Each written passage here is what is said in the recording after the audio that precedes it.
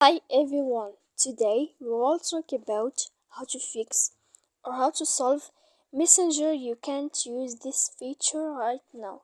To know how to fix or how to solve Messenger, you can't use this feature right now.